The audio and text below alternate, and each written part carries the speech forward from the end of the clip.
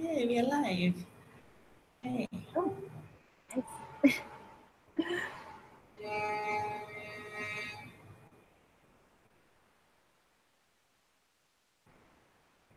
Streaming.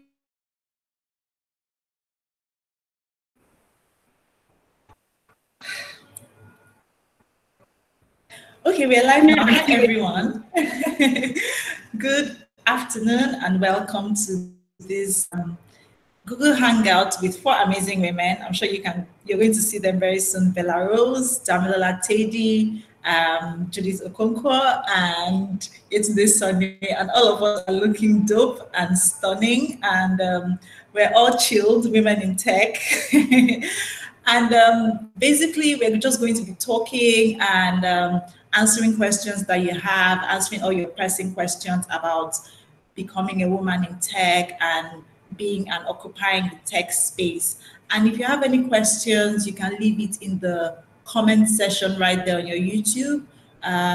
Feel free to ask questions. If you have asked questions before, we will try and answer some of your questions. But if you are here, we would recommend that you ask your questions here on the call. So let's begin. Now I'm going to get these amazing women to introduce themselves and how they became what they are doing right now. So let's start with BellaRose.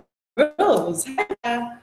Can you introduce yourself? Tell us what you do, how you started doing what you're doing. Let's jump right in. hi guys. First off, thank you so much for honoring our invitation to come hang out with us, like literally hang out with us. I'm BellaRose Okojie and I'm co-founder at techcityng.com. I'm the head of the content development team as well.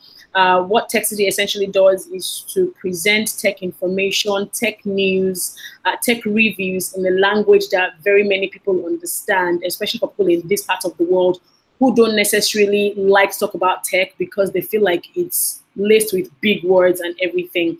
We also do gadget reviews for people to make informed buying decisions about devices that they are getting.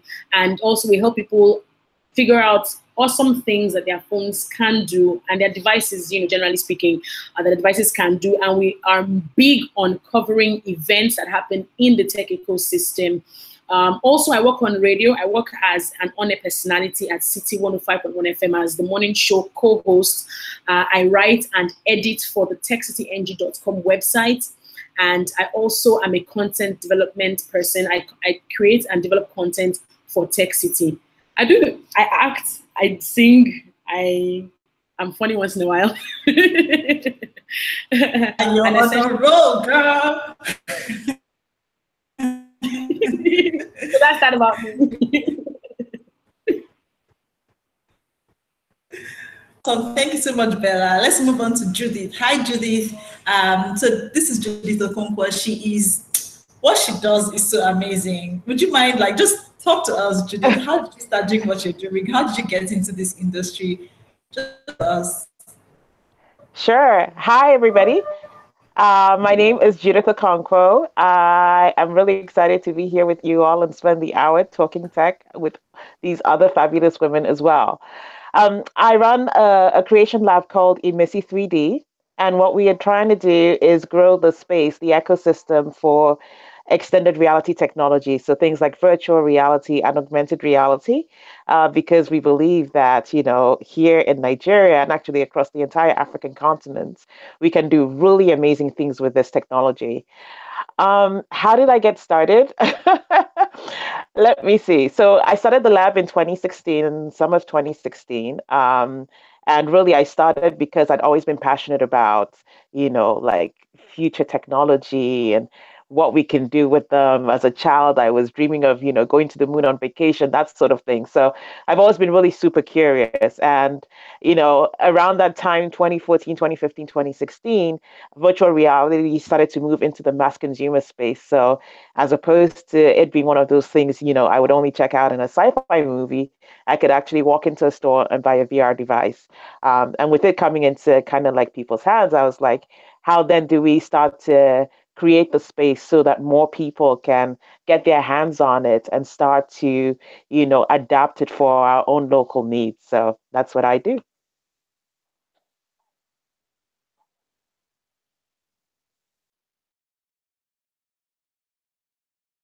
Thank you so much. That was amazing. Like, who can beat that? Like, you guys, if you don't know what virtual reality is, you need to check out what Judith does. It's changing the game totally. And these are things that you will never even know that people will be doing, you know, in this day and in this age, and even women as well, you know, coming up with ideas, things that we should have been doing before. That's pretty amazing. Dami, what's up? Hello, hi. Yeah, so Damilola Teidi works at the incubation. She's the director for incubation at CC Hub, and we would like her to talk to us about what she does. Like, how did she become a woman in tech? How did she get into this space? Hi, everyone. So great to be here, and thank you for joining in. My name is Damilola Teidi. I'm the director of incubation here at CC Hub, so Co-Creation Hub. Prior to this, I ran a startup called GoMyWay.com. It was a ride-sharing startup. And then I've worked as so the first time I got into tech, I started up as a software developer. And then I've also worked as a business analyst.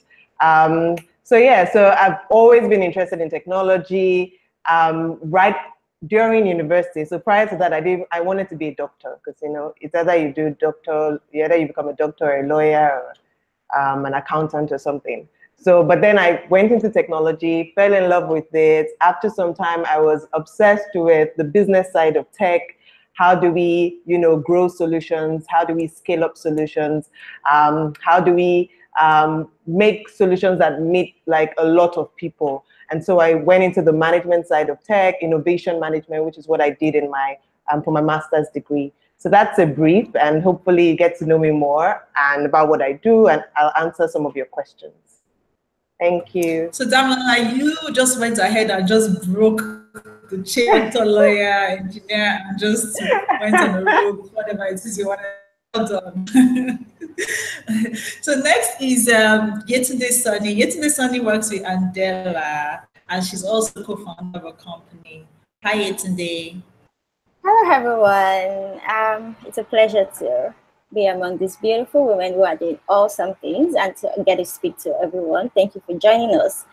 I consider myself as a problem solver. Every day I want to solve problems with technology, basically with programming. So I'm currently a technical team lead at Andela. Andela is basically a company that connects top talented African developers with companies across the globe. So I currently work with one of Andela partners as a technical team lead.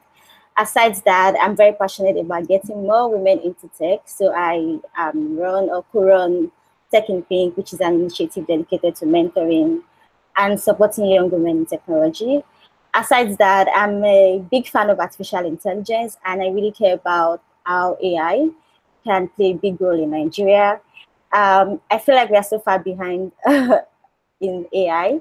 We don't have things that have to do with self-driving cars or robotics, which is something I'm very passionate about. How did I get into tech? I think my story is a bit weird. I had a computer science, I had a background in computer science, but I never wanted to code. I wanted to be a singer. I wanted to just play the guitar and sing. But I watched a movie called Titled Person of Interest, which is basically about predicting acts of terrorism before it occurs. And it was kind of related to artificial intelligence. So I was really fascinated about everything that had to do with AI. And that's how I started, basically.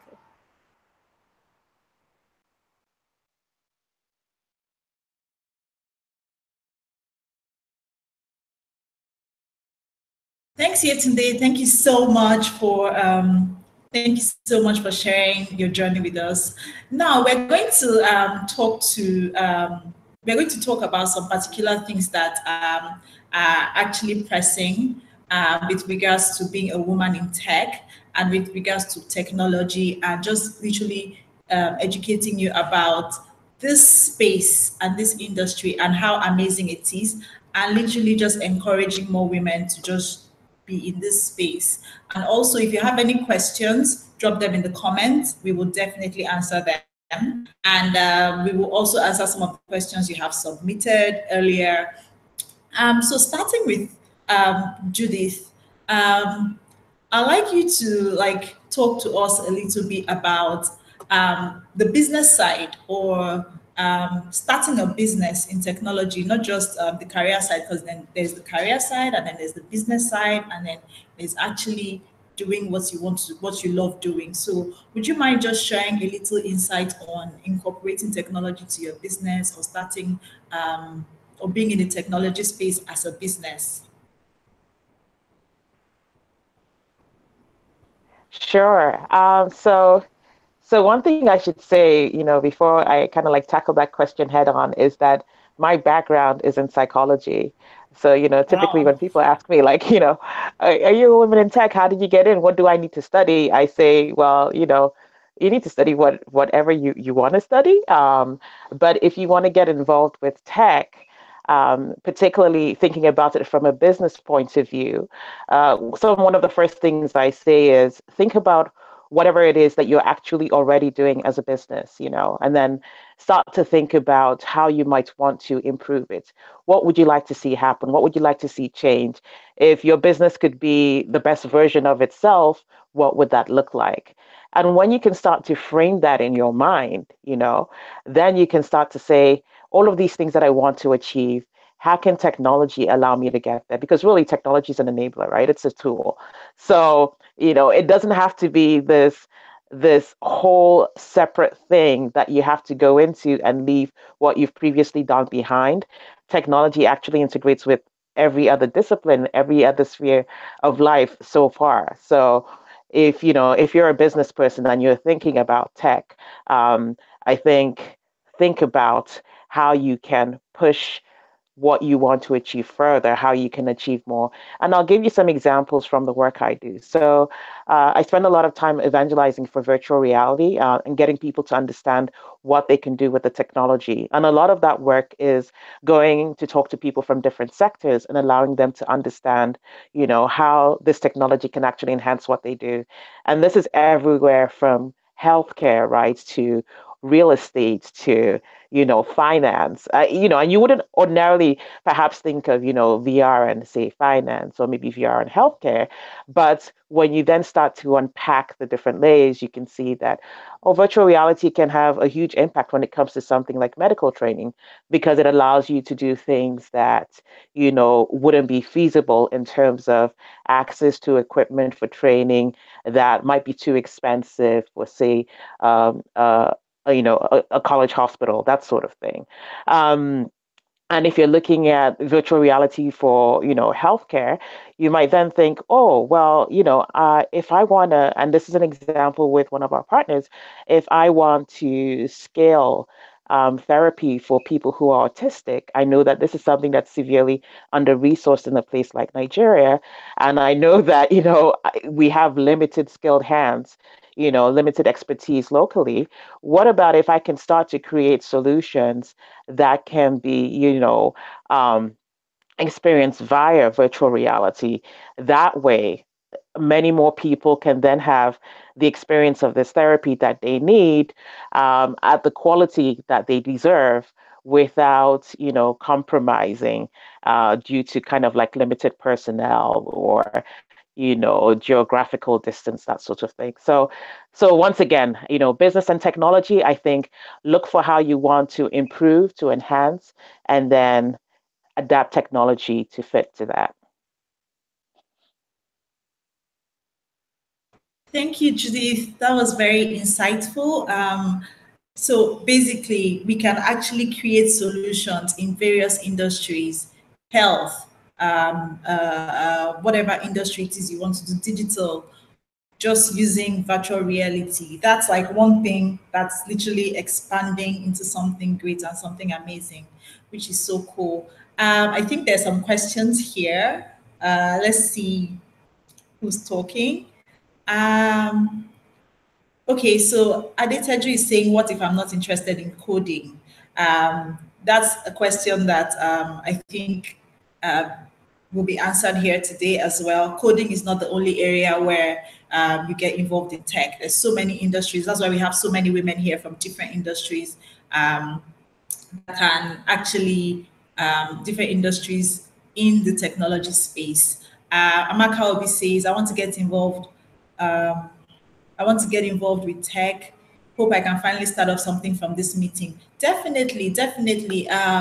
There's so many ways to start up, which is why we're going to talk to Damilola now about the misconception that tech is boring. Is tech really boring? What other areas in tech can people actually get into? Because Damilola, we know you work with a lot of female startups and founders, and what industries are people actually going into, and what industries can people actually consider in technology? Okay, thank you so much, Hilda. So first, let's deal. So the way I'm going to go about this is I will deal with misconceptions and then would have solutions to the misconceptions, right? So the first thing I think where the problem is from, because I've spoken to a few ladies from the university level, is the way tech is taught in school, whether it's hardware, whether it's software, whether it's computer science or engineering, is not encouraging, like it's boring, right? So I'm just going to say that so we are all on the same page. And when I was in the university then, I used to have conversations with my friends, and we would all discuss all the issues about how it's so theoretical when you study in Nigerian universities for tech, and then how it's not as practical. And even when it's practical, you're using like older languages. So I think that's like the first. So as women, like when we see that, sometimes we're like, oh, maybe this is boring, this isn't for us. Like I want to do something more engaging. Even as human beings, no one wants anything that is boring. So the trick is, if you're tuning in and you're in the university and you're thinking, oh, I don't know what I'm doing here, you have to go outside the school environment to learn more.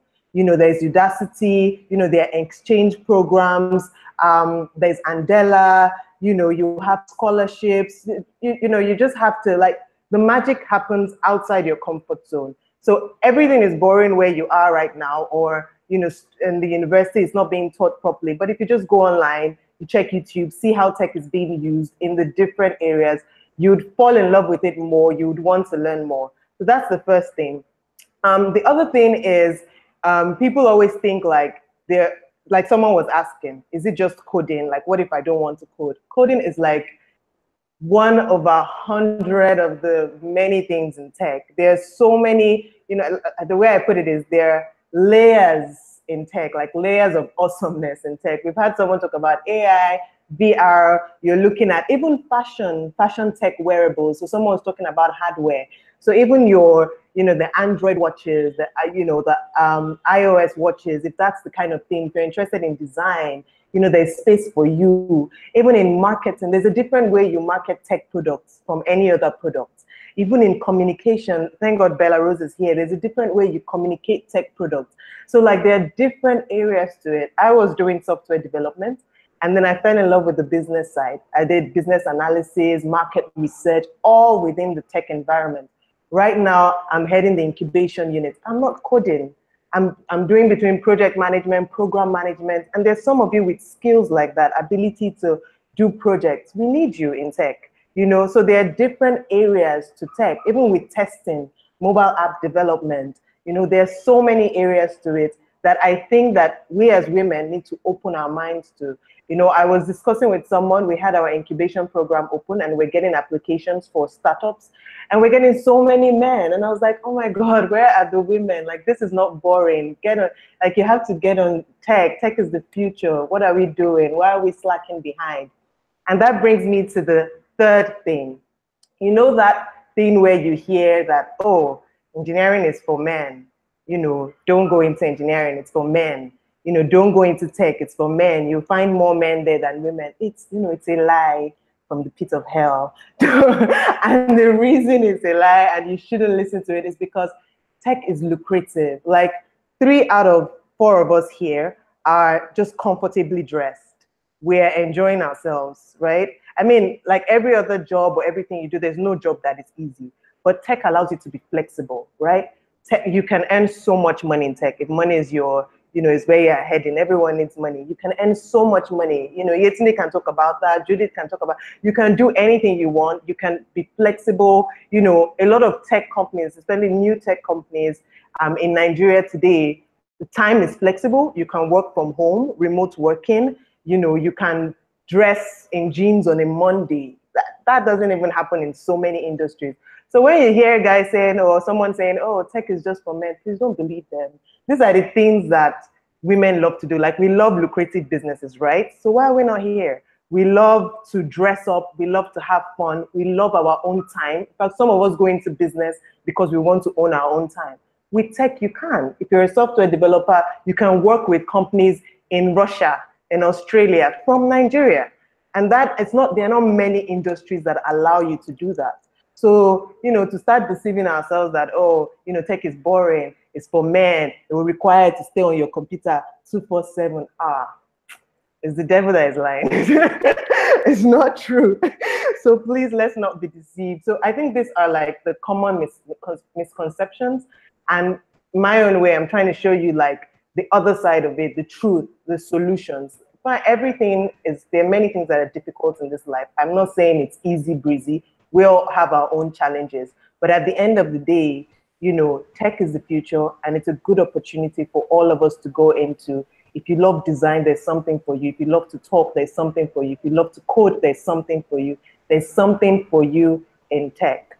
And just to touch on a few things, yeah, so just to touch on one last thing is, you know, I talked about incubation program. There's something coming up soon by Facebook. And I expect already that, you know, when we open applications for that, you're going to get more, it's in deep tech, so you're going to get more men coming in. And they're giving a lot, you know, there are a lot of benefits to it. And it's going to be sad if there are not women there. So if you're thinking of AI, VR, hardware, deep tech, please just pay attention. Don't run away from it. Crazy ideas are welcome. You know, let's see more women. Thank you so much. Thank you, Damilola. That was so insightful. Thank you so much. You just made me crack up here. So I'm just looking at the comments now, and Amaka Obi says she has a little bit of idea of the basis in tech, but what's the difference between hardware and software in tech? Now, I know Damilola touched base on different like areas in tech where one can get involved in.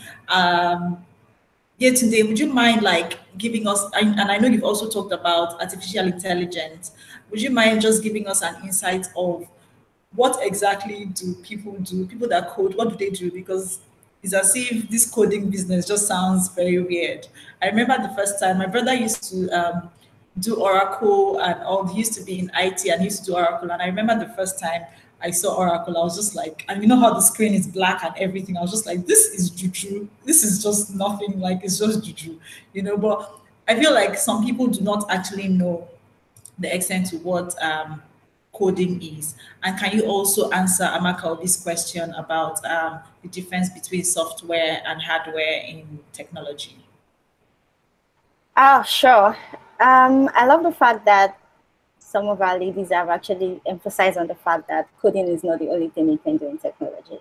I mean, I get sometimes pissed when I see people run to coding, like it's like one of the things. It's not bad, but I feel like they could have explored different things that they could do in technology aside coding. All right, what is coding? The same way we speak English, the same way we speak Yoruba to people and they understand. It's the same way you write lines of language, like you speak to the computer to do a set of instruction. A software can be, you can say a simple software as the Facebook app on your phone. You click the submit button and something's happened at the back end. Like you don't see it, but you know that something happens and you're logged in. There's a set of instruction that's been given to the computer to actually know that you're trying to log in. So I would say, like, I don't want to like go too technical, but that is like the simple surface of what coding is all about. You're actually giving instructions to a computer to do a certain thing. And I hope that answers the question about coding anyway. Concerning software and hardware, I would say AI, for example, is a mix of both software and hardware. For example, you can look at a self-driving car, right? You give a self-driving car instructions, but like without the software, I mean, without that, if you just have the instructions, without that car, I mean, that is nothing. The car can be seen as the hardware. And the same thing applies to, let's say, robotics, for example. You give in the robot set of instructions. You tell it move, How does it know what it needs to move? How does it know I need to move my leg, I need to move my hands, and all of that? So that is like a combination of, you know, that's why you can see a combination of software and hardware coming together. And I think another example that we can see in hardware, just basically hardware, is when you talk about what Elon Musk is currently doing in the space industry. I mean, those are like core hardwares where you actually write low-level languages to actually instruct the hardware to know what to do. So I hope that answers the question. I'm not much of a hardware person, so I'm sorry if I'm not able to like break the hardware part, but the software part is just giving the computer a set of instructions. Thanks, Yetunde. Thank you so much for that. That was quite insightful. Naturally, I wouldn't know the difference between software and hardware. Well, I would know, but I mean, if you have any more questions, please drop your questions. I see people are asking questions. Adekbeju says she just recently graduated, and how can she, she's interested in project management. How can she enter the field of well, I think some very nice and kind, lovely ladies in the comment section are already answering your questions. There's so many opportunities at internships and so many industries where you can go into. You just need to do your research and figure out like what exactly you're interested in, which you already know, but look at the fields that is actually doing the things that you want to do. Okay, so let's just move on. Now, BellaRose, let's talk to you. Now, you are in the journalism and media space, and you're using technology to change the game. How have you made this possible for yourself? I mean, in this area, in this part of the world, like, you don't find so many people doing gadget reviews and all that. Like, how did you come up with these ideas? And also, like, what productivity tools that do you find yourself using every time to create better content and explore your creativity? So can you hear me? Loud and clear. Awesome. So real quickly, just to answer the previous question on the difference between software and hardware, like when we're taught in secondary school, software are the things that you can't see, like Yetunde mentioned, the instructions and whatnot. Hardware is the physical stuff, the computer, the robots, your phone, the things that are actually, you can lay your hands and your eyes on. That's the hardware. So just to simplify that a bit. Now moving on to, for instance, I did not have in technology. I didn't think it was what I wanted to do. I studied mass communication. That's my first degree and only degree for now. But I had friends who were vested in technology. So I had friends in school who were into the real computer stuff. Some of them are my friends who were helping people fix their laptops, for instance, or just helping out in one way or the other with hardware, And sometime in my second year or my third year, I can't remember exactly when now, one of them walked up to me and said he had an idea about, breaking down some of the information that people sometimes can on their own, some of the problems that people can solve on their own, and just explaining to them in easily understood language. And because I'm a mass comm graduate, I love to talk. I talk for a living, all right? I love to be in front of the camera, to just, say stuff. I love to engage people. And he looked at me and said, because you have this skill, the communicator, and I have this idea, how can we work together? And that was how TechCity, in fact, started. It was essentially about me being a communicator and some other person being very interested in technology and how it's been communicated to the outside world and how we could just work together as a team. That was how we started. So it wasn't like, oh, I just loved to talk about technology. It wasn't about that. But like I think Dami mentioned, as time went on, I became very curious. Beyond just talking about these things and asking questions, it became something I became genuinely curious and interested about. And so beyond just reading about a device, for instance, back then when we didn't have access to devices that we have access to now, I would go on the internet, read about the devices, their spec and everything. And I will come back on the camera and act like I had used these devices, even though I had not even seen them face to face, right? And that was it for me. But definitely, as we began having good relationships with some of the manufacturers and suppliers in Nigeria, I became genuinely curious. So I would, for instance, read up on the pixels of a smartphone. I would read up on the aperture of a smartphone and what that meant, and how that in one way or the other translated to picture you snapped. I would read up on instance, charge a smartphone, use it for a while, and determine how long it lasts. So I mean, and that's because everyone using technology or not, essentially what drives our curiosity, when things work the way that they work, what exactly sparks your interest in finding out more about these things. That was what, that was the starting point for me. And looking at, how that has helped me break down information. Look at YouTube, for instance. I'm able to go there and watch other reviews, for instance, to see what people are saying about some things. And if you look at, before we had access to some of the devices, I was able to read up on some of these devices before I even had access to them, you understand? And of course, sometimes as a content developer, I'm looking at people, I'm meeting people. Sometimes the fact that I'm able to scribble something down on my smartphone, for instance, to use much later, is one thing for me. I also use social media a lot to my advantage, a whole lot. I use social media to curate my content. Pockets, for instance, is one application that I use a lot of times when I don't have time to read, what I come across. I save it for later. And it also just helps me gather a lot of information. And then even people that I have met, for instance, to ask questions or interview, for instance, on my show. I mean, these are people that I maybe met on social media, or I was able to just have access to the things that they do, read up on them and the solutions that they are providing for the tech ecosystem, or just human beings in general, maybe in whatever capacity they are presenting that solution. So of course, definitely, I'm able to meet people, I'm able to research on people, I'm able to gather content. And of course, even the guys that I work with also, they are using technology in an amazing way, with the gadgets that we use. It's interesting that, like somebody mentioned, it almost seems like coding is the only thing about technology. It's not the only thing about technology. The cameras that you use to take pictures every single day, the canons that you use, these are gadgets. And breaking down how some of these things are used or explaining how they are used goes a very long way in making people more interested. And of course, even skill acquisition as well. There are lots of things that people are doing this day that perhaps they're not able to do back in the day. And these are things that will be useful moving forward. Somebody has mentioned that tech is the future.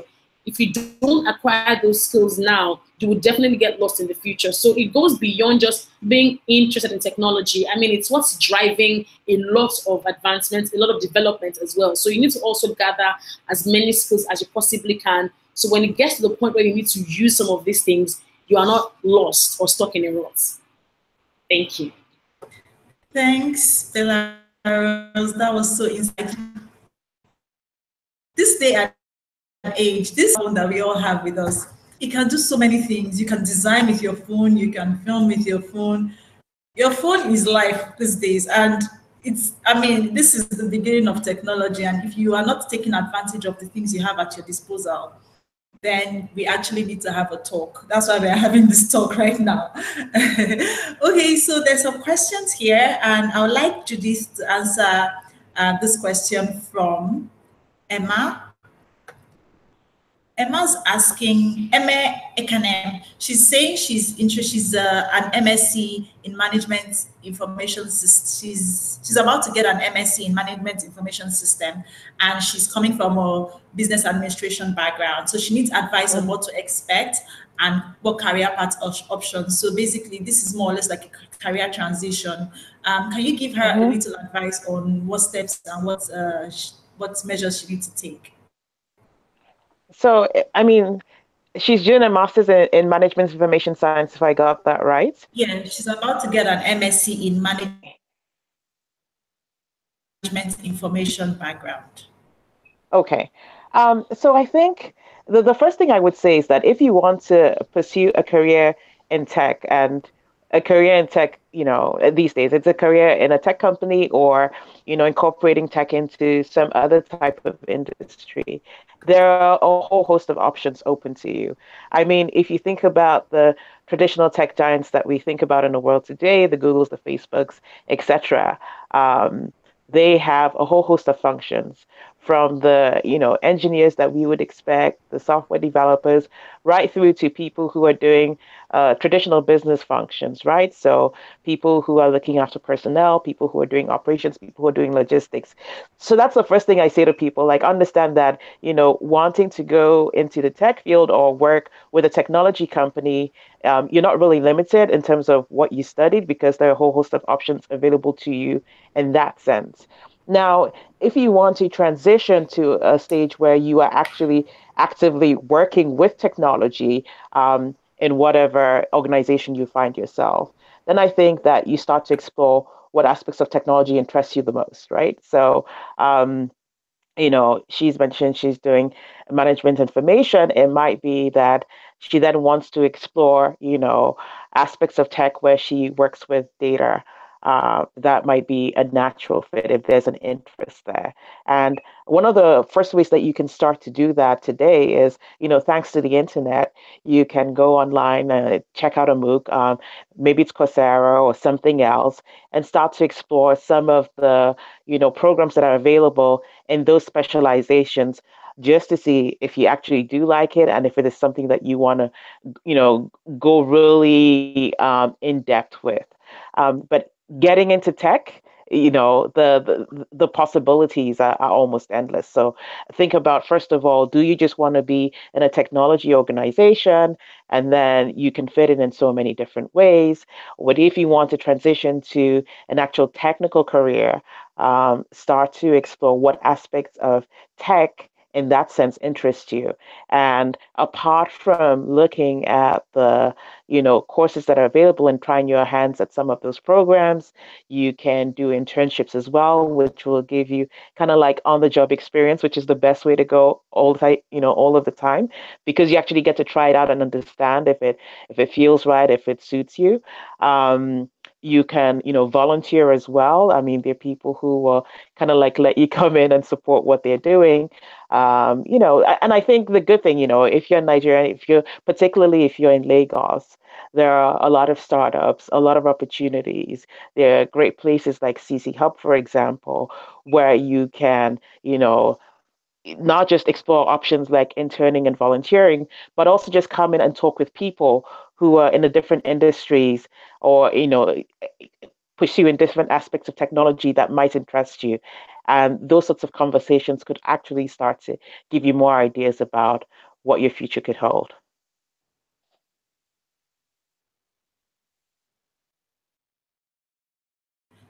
Thank you so much, Judith. That was so insightful. And I like that you also talked about volunteering and looking for opportunities in startups. I mean, like, for instance, for Ashilite Africa, we are actually always looking for people to join our team. We're very, very big on technology and using technology to change the world and to tell stories of women who are doing amazing things in the tech space. And if you're looking to intern, if you're looking to join a team, a global company, they'll let you work in your sweatpants and also do the amazing things that you want to do and also learn. You can also check out shilitsafrica.org/jobs. We're hiring at the moment. And this is another opportunity that is good for you to explore. Now, this Hangout is not just for people who are looking to come into the tech space. It's also for people who are already in the tech space, who are founders, who have startups and are looking for funding opportunities. There's so many benefits out there. Judith mentioned that people need to take advantage of these benefits. There are accelerator programs for you to join, there are incubation programs for you to apply for, which brings me to my next question, which is going to Damilola. So Damilola, you work a lot with female founders and startups and all that. What mistakes have you seen that, what challenges have you seen that these women face when they start out? And can you highlight some of the mistakes that you see that they've made and what they can do to actually right these wrongs? Thank you so much, Hilda. So I work with both male and female startup founders, by the way, and I've worked with some amazing, tech founders that are women. I've also run a company myself. Generally, with mistakes, it's I don't think there's anything specific to women particularly, but I have like about 3 sort of tips or advice that I can share with everyone here. In terms of mistakes when running startups, it cuts across different entrepreneurs. So maybe I'll touch a bit on that. But in terms of the advice, the first thing is to be confident. Sometimes as women, maybe we tend not to be confident. A few of us are, a few of us aren't.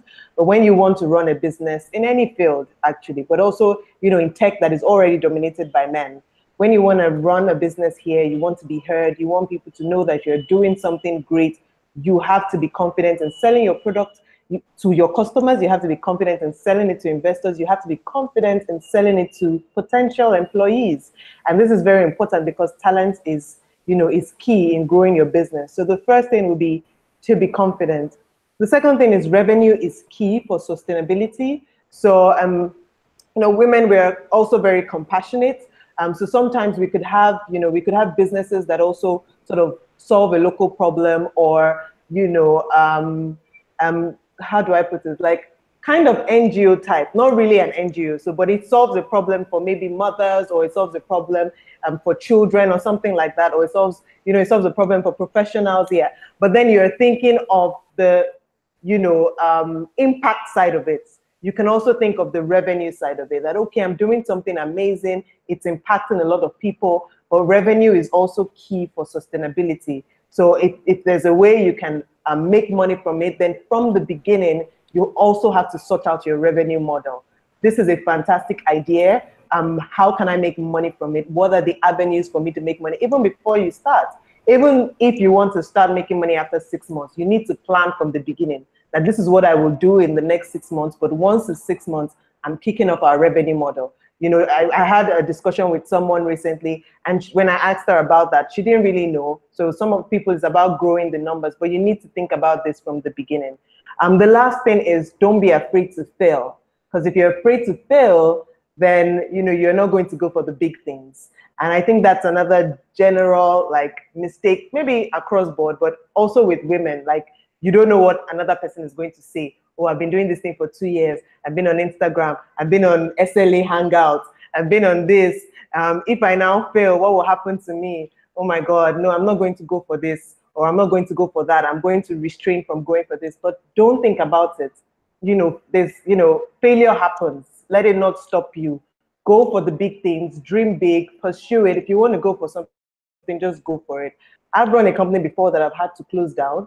And yes, it was a bad time, but we've gone past it. Even my staff have gone past it. I've gone past it, and I've learned from it. And even after that, after the business closed down, I had so many opportunities that I was surprised were opening up to me. So, and I was like, for me right now, I'm like, there's no reason to be afraid to fail. If you're running something now and you're thinking, oh, I'm not going to try that because it might not work, then you're not ready. You have to just put that aside and say, I'm going for it. So these are the 3 tips I can give.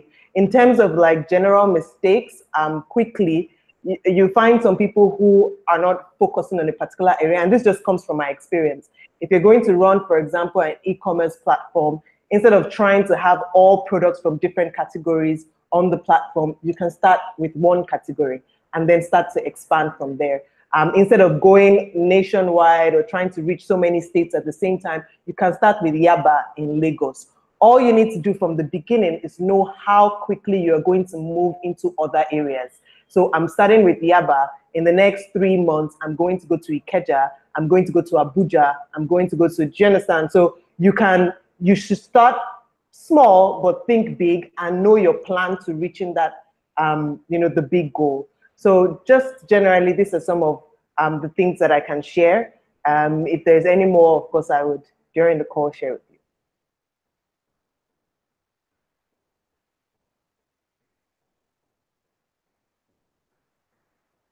Thank you so much, Dami. That was so insightful. So guys, keep your ears on the ground. Like we say in Nigeria, there's so many opportunities out there, reach out to incubator programs like City Hub, and you find that they're doing so many things.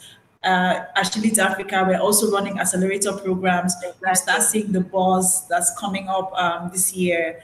There are also companies that are always employing where you can intern and work, like Shillit Africa and other companies. So like I said, keep your ears on the ground. There are amazing things happening.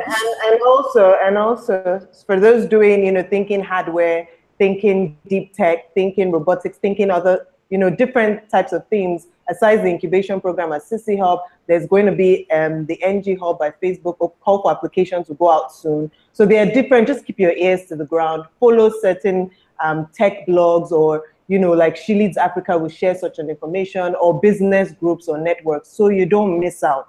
And so it's not too late before you realize. And all of these programs come with different benefits that can help you to avoid mistakes. Thanks, Dami. I'm going to ask BellaRose a question about women working together and collaborating. But before I get to that, I want to check some questions that have come in here. And I think there's one I find interesting that would be good for Yetunde to talk about. Tomilayo A says she's in the medical field, and she would like to know how data science and technology can be used to improve healthcare, especially in Nigeria. And she hopes to merge the two. So do you have any advice for her with regards to merging, with regards to this? Yes, I think this is a question I'm so excited to answer because I'm very passionate about data science, machine learning, AI in healthcare and agriculture. So I'm going to give about 3 examples of places where I've seen data science applied in Nigeria. So I have a friend of mine who is actually working on a project to predict if a child who is just born can be exposed to a particular disease. I can't remember the name of the disease, but it has to do with when a child is actually having birth shortages as soon as they give birth to them. And he's actually using data science to do that. And he got his data from University of Port Harcourt. Something that I think I'll talk about me also. I'm currently working on a project to also predict malaria diagnosis using your smartphone. And all you need to do is just use your smartphone to take a picture of a blood image, and there's something that there's a magic that goes on with data behind to actually tell you that, okay, this blood sample has malaria and parasite, and it's at this stage. I've also seen data science applied to drug discovery. And I always am sometimes a bit jealous of people that are in the other fields, like the healthcare, because I feel like they know a lot of problems in the health sector. I mean, in the medical sector. And they can actually, if they have a brief knowledge of tech, they can actually combine those 2 knowledges to actually, bring a solution to that problem. And so my answer, my short answer is that yes, data science is very applicable to the world of healthcare. And I mean, you don't really have to know how to code. And I mean, I'm not saying go out and build a solution, but I mean, you have more knowledge than those of us who are just, in the code space. You have insights to the problems that is being faced in the health sector. And I think you have an advantage to actually think of those problems and, talk to someone who is from the tech background if you don't want to dive into that. And if you want to, by all means, please do. But if you don't, I mean, I'm not saying compulsorily you have to know how to code, or you have to actually be tech savvy. But I mean, you have to be tech savvy to an extent. Talk to them about this problem. And then you see that they will, of course, I mean, someone like me, if you actually see a problem, please reach out to SLA, get my email, and I'm sure we are going to bring it from an idea to an implementation. So yes, healthcare is very, very valid when it comes to data science. I mean, data is very powerful in any sector, especially in the health sector. And I hope that answers the question. Thank you. I hope, Tomilayo, I hope your question has been answered. So moving on, I think we will wrap up very soon, but I'd like to talk to BellaRose a little bit more about collaboration. And I'd also like Judith to also impute on this a little bit. So basically, the question is, how can women in tech collaborate with other women in various industries, basically to foster a friendly ecosystem for women? Bella, would you like to go first? And then Judith can. Sure. Yeah, cool. So I think information is very important here. Looking at this Hangouts, for instance, how many women are watching? Let me quickly check YouTube. 44 people are 44. watching. I mean, so there are many more people out there who perhaps have this information, but it's like, well, whatever. I'm sure it's for like, techies and nerds and whatnot. But no, very many other people who have beautiful ideas can totally watch and benefit one or two things from this. I think that what we need to do is, as much as possible, we need to share a lot more information. So for one person who's watching right now, if you know someone out there who would benefit from this Hangout, why not send them that link? We need to be, as much as people say things like, oh, industries need to be more inclusive, etc., we need to be willing to share information about things that are happening with other women like ourselves. Because if we don't, I think that we will be going around in a circle. People sometimes are of the opinion that it's the exact same people you see at maybe tech conferences and events that you see year in, year out. It's almost like there are no new entrants, for instance. But the thing is, there are people out there who are also interested. But it's a problem with communication. It's also a problem with people looking out for things that they need, where they can find them.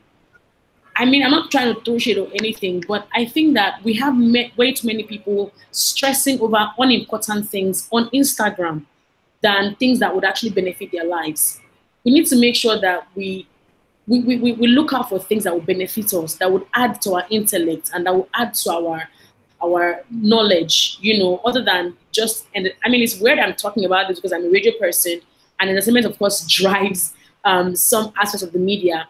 But even more, if we are going to be more progressive as a tech industry, for instance, or even as a people, generally speaking, as Nigerians, we need to make sure that we are including and involving people. I was somewhere some time ago, I think it was a Microsoft sponsored event, and they said when one woman is taught how to use a computer, you have literally taught an entire family how to use a computer, because the woman would definitely want to share that information with other people. So we need to do more of these things. Women need to make sure that when they need help, that they look out for people who will help them. SLA, for instance, is doing awesome things. Have you reached out to them? Dami actually was one who reached out to me with regards to the incubator program at CC Hub. And that's, of course, inclusion. If there is any way I can help you, please let me know. And I will talk about what you are doing to the entire world. I will preach your gospel. Don't sit down in the corner and complain about what's wrong without necessarily, first of all, looking for information and looking out for people who can help you out. Of course, women like yourself who can help you out and share that information with them. If it's an idea, for instance, a project, whatever, reach out to these people and let's increase our numbers. Because like everybody says, there's power in numbers. Thank you, Bella. Judith, would you like to throw in some insights there as well? It would be my pleasure. So I wanted to, before I kind of like attack the collaboration issue, I just wanted to add one thing to what we had said in general about, people who wanted to get involved with tech. To add to what, all the panelists have said before, I want to say to the women out there, please, if you see things happening like hackathons, because that's one area in which we really fall down, go out there, like take part. Dami has talked about kind of like being confident and going out there with confidence. A lot of these events are not asking for expertise or, specific skill levels. So if there's somewhere where you want to kind of like play around with an idea or play around with the technology, these are the kind of forums that allow you to do that. So, if there's an event out there that you hear about, go out there and get involved. So moving on to the specific, question about collaboration, I think that, this is something that we talk about often, we go to tech conferences, there's a specific group of people you'll see there. How do we then start to change the game? I think, having a forum like SLA is a real boost because this platform brings women together for all sorts of things and women enjoy it, right? So I think we need to start to connect to what women enjoy, and then we can kind of like add tech to that, as opposed to making it seem like women have to conform to a certain type or ideal to get involved with tech. So it's kind of like going to meet them where they are. That's the first thing I would say. The other is that I think we can have a lot more informal events around tech that are more female centric. Um, I think about kind of like some of the traditional meetups for technology, and I wonder how appealing those are to women in general. What can we do to, change them? What can we do to host the kind of events that we want to see? I know they're great initiatives like what Yeti is doing with Tech in Pink, but how can we make it much more mainstream so that the events that are happening are things that we are generally excited about, going to? And I think that women like us coming together can make that happen. And then the other thing that I would like to say about this is that, you know, I think we have to kind of like really move to the do it afraid space and to encourage that. I think there's something about us coming out to tell the stories of failure. I think that has to happen a lot more often from a lot more women, from a lot more successful women, at least women who are viewed as successful today. Because the more those stories become normalized, I think for females around us, the more acceptable it is to go out there and try. And the more that we can make that a norm for us all, I think the better it will be in general. Thank you so much, Judith. That was so insightful. I think this is so amazing because just like Judith said, this is a forum, and that's exactly what we're doing at She Leads Africa, to bring more women together. I mean, look at, if you go to the comment section now, you see that some of the questions we haven't even had to answer. This person, what's her name again? She's been on a roll. She's just been answering everyone's question and just been helping us, and it's so amazing. Thank you so much for joining. Thank you for sharing your insights with everyone. We would love to do this a little bit more every time and get more of you to join us as well. Thank you so much. Just one last thing to leave you with. I would like each of our panelists on this call to just give us just two things they would advise anyone interested in the tech space, or anyone that's currently in the tech space. Just something to leave us to go back to our work with. Let me start from my left to right. So I'll start with Yetunde. Hi, I really enjoyed this. I actually learned a lot. Thank you to everyone who joined and everyone who contributed. I think what I'm going to say or emphasize is what Judith has said, that you have to do it afraid. You should not be scared that you're a woman, and because of that, limit yourself. The fact is, we need more women in tech. We really do need more women in tech. We need innovative solutions. We've seen, research says that, the more diverse that you are in a team, the more innovative solutions that you can come up with. And the funny thing is, we also have solutions. We have problems that are like peculiar to just women. And we need to also build solutions for ourselves. I mean, it's good to be selfish sometimes and build solutions that are particular to ourselves. So I would say, please do it afraid. Don't just let this be one of those video you watch or one of those pep talk that you watch. Make sure that after today or after this moment, you actually put all of what you have learned today into actions. I mean, we don't want to just do talk without seeing the result of it. So please put the words into actions. And I look forward to seeing more women in the tech space. Cheers. Thank you, Yetunde. Thank you so much. Damilola? Okay, all right. So I think I'll leave you with an example, right? I don't know if everyone here knows Life Bank. It's owned by a woman. Her name is Timmy.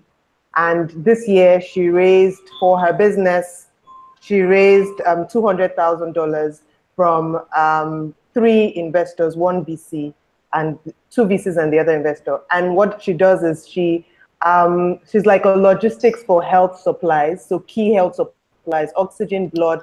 She gets it delivered to where it's needed. So, the person that needs it doesn't die. That is, and she's moved goods worth over $90,000, if I'm correct, But that is an example of a woman who is doing amazing stuff in tech, who has raised money, who isn't afraid to go into an area. That business doesn't exist in Nigeria. Like at the time she started it, she wasn't afraid to start. She wasn't afraid to quit her really good job to do it. So, I mean, this just combines everything that we've talked about today, to be courageous, to go for, to go for gold, and also not to shy away from tech. There's so many opportunities here. If you look around you, all the top companies that you know, all the top apps that you use, ask who runs them. Maybe most of them are men. So we need more women in tech. It's a lucrative, industry. Also, there are many opportunities. It's not just coding, so please don't forget that, in hardware, in software, also in things like marketing, communication, project management. There's so many opportunities for you in tech, so please explore. And then don't forget to share the information that you've heard today with at least one woman, just one. Thank you very much. Thank you for having me as well. Thank you so much, Dami. Like Dami said, I recommend share this video with everybody that you know, people in the tech space, people that you think are looking for new ideas and new opportunities. Judith, would you like to go next? Sure. So one thing I want to say to you, I say to kind of like everybody I encounter, is to be very conscious of the fact that, every decision that we're making today creates the future, right? And that we've got to be very intentional about that.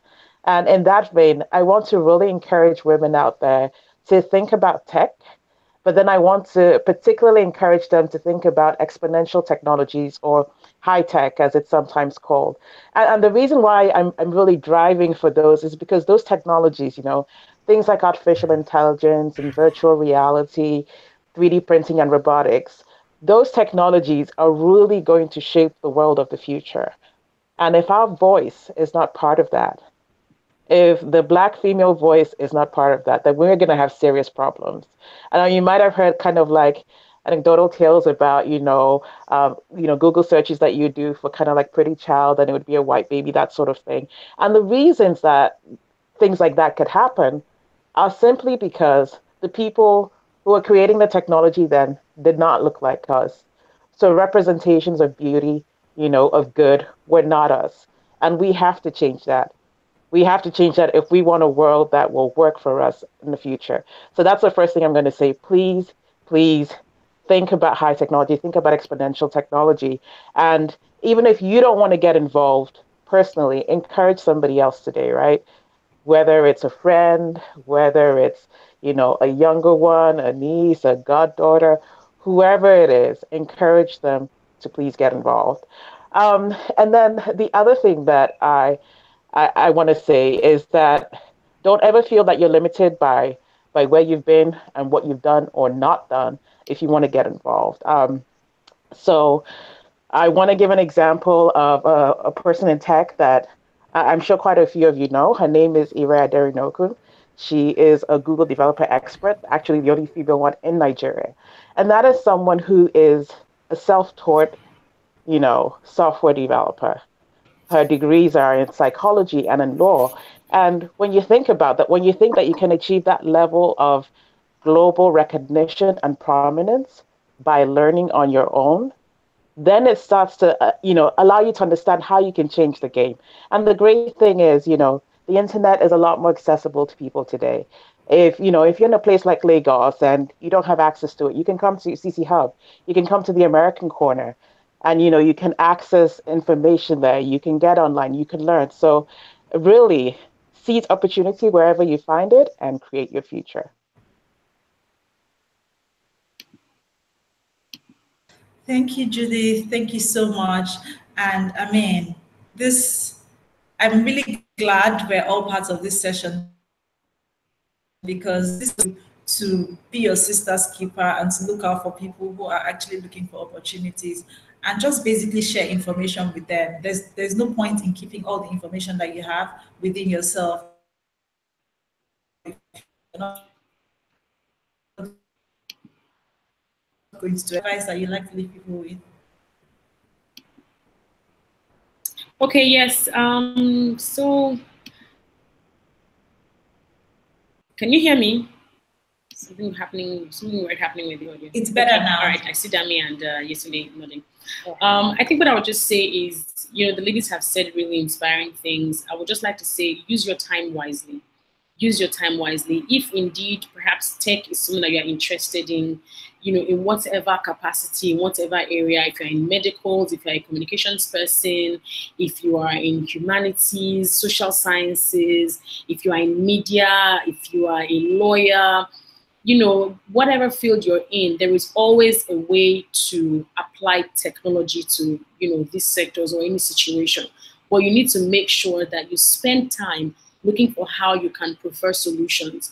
And it might sound very, it might not sound like a deep thing, you know, but I think that spend your time doing things that are going to count later than things that are not that important right now. And I would think, because I see many people burning their data, watching other people's lives on social media, you know, when there are other awesome things that you can do with your time, like reading, for instance.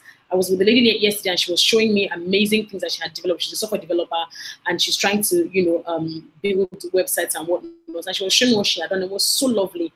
And immediately I'm like, I need to learn how to do this. So, but I mean, just hanging out with her and seeing what she had done was inspiring. So use your time wisely, spend it with people that will add to you and not people that will take away from you, people that would encourage you to do the right things at all times.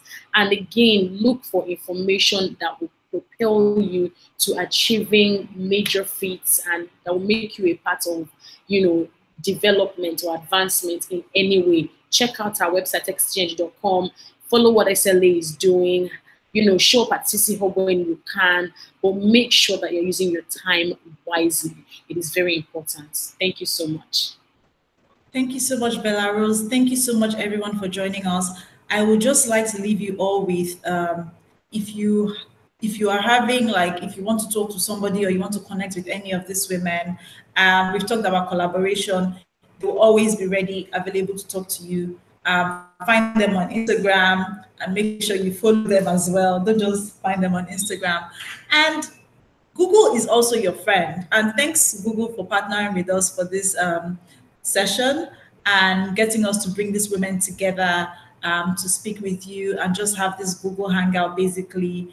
They're women techmakers, and I think this is the month where we are celebrating women as well. So thank you, everyone. Make use of Google, do your research.